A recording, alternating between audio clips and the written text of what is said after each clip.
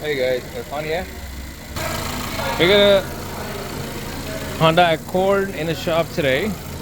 It's a 2016. The check engine light was on, which we cleared yesterday. It was for P0087, fuel pressure too low.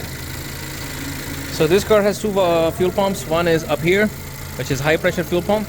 One in the tank, low pressure fuel pump.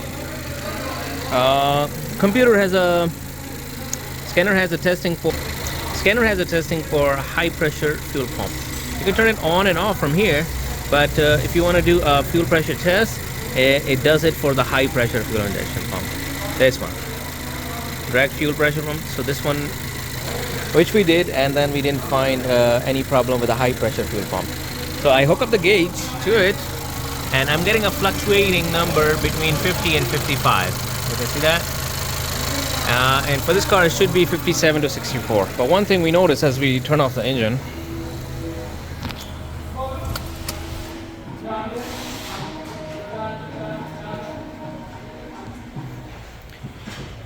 this is the pressure we have right now, and we want to monitor how soon it's dropping.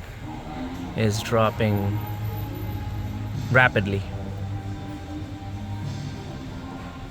You can see from 55, 50, 45, now 40. It has not been 30 seconds. The specification for majority of the fuel pumps like this are that after you turn off the engine, you turn off the ignition, the pressure should hold for about 5 minutes. That should not drop this much. As you can see, within a minute we dropped half of the pressure. Typically this is a problem for the regulator, and most regulators, especially for the newer cars, are built in with the fuel pump assembly, so which is going to be the tank fuel pump. So I did order a fuel pump.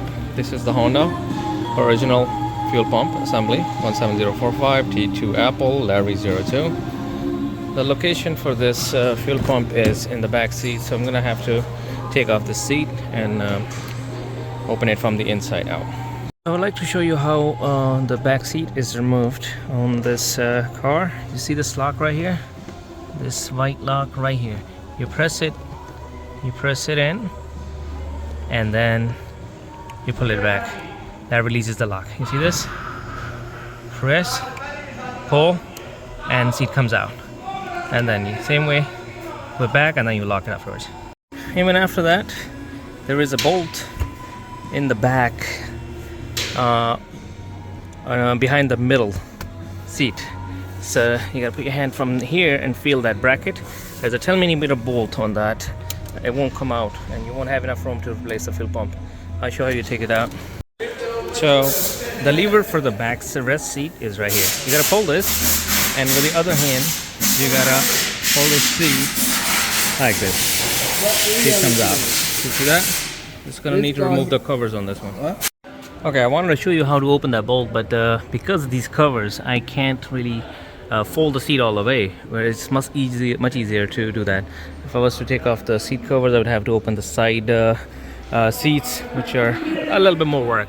So I just axed this from the back.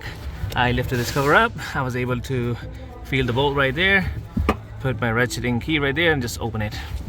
Now the seat will come out. The bolt is out. I push the seat back in, and you can see, I'm going to show you. This is the bracket, and this is the bolt. See this bolt? It's 10mm. It goes like this on this. And it's hidden behind it. Now with the seat all the way aside, I have a lot of room to work on the fuel pump. Alright, it comes out simply. You just gotta twist these. You see this the way it is? Twist a little bit, and you can able to pull this up. Obviously you gotta do it on the four sides. So just gonna align it, and then comes up. All four done.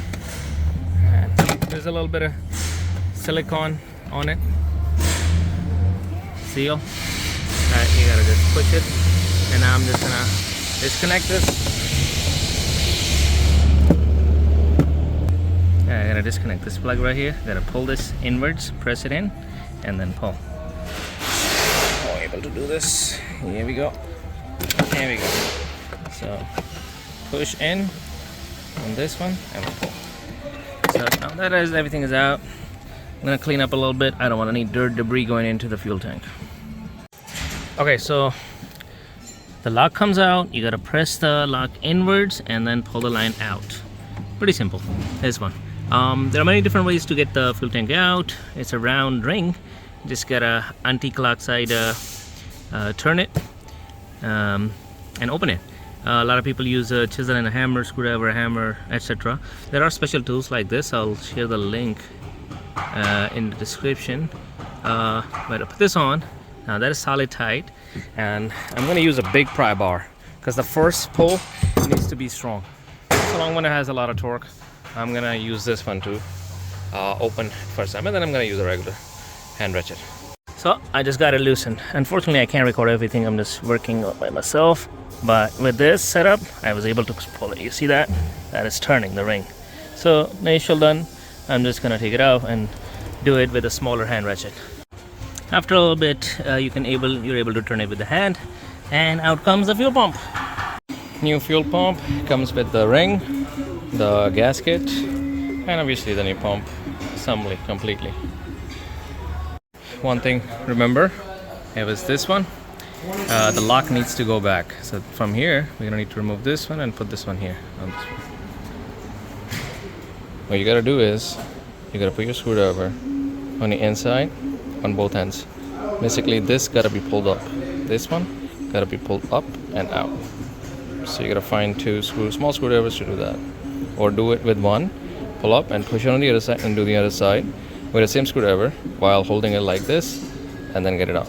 I can't do that without holding the camera. Out it comes. So just like that, comes out and needs to go back on the new pump to lock up. There we go. Clicks it in. That's it. Simple. All right. These two outwards, out, and just right. That's it. So one thing I would like to show you is how to put this ring back. Tech tip. There is a mark right here, a triangle mark, and then there's some marks inside. You see those? 2 lines, 1 line, right? And you gotta know where the thread goes. So the thread is right here for this one. If you feel it, the thread starts on this one from this end. So the triangle is where it starts from. So we're gonna start this end, the triangle end, right where the thread starts on the fuel tank itself, and then push it down. Let this get into the groove. The first one, the first thread. Then let this one get into that groove. Let's focus, focus, focus. There we go. That one right there. And then we're gonna twist it afterwards. Whether you're using the old one or new one, whichever the case, just otherwise you're just gonna keep turning and it's gonna spinning upward. It's not gonna align itself, and then you're gonna think it's there, but it's not there. So you're gonna waste a lot of time. Find out where the timing is. Make sure you push it down a little bit to let it sit in the right grooves, and then twist it. So you gotta sit the O-ring. This has to sit circular around the edges, and then you push your fuel tank assembly inside. You don't need to force it. It should go nice and easy.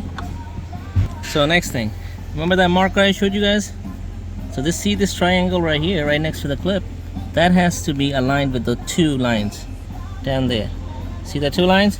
Has to go in between that. And the first line will be where you're gonna lock the O-ring. Alright, so the new fuel pump is in, and we are getting a steady 57. That is beautiful. I like that. This is idle, and steady 57. Let's turn it off and let's see if we can see any difference in the regulator's performance.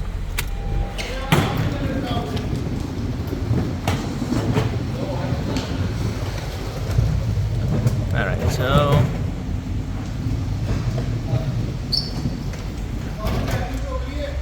yay. Okay, holding steady at 50.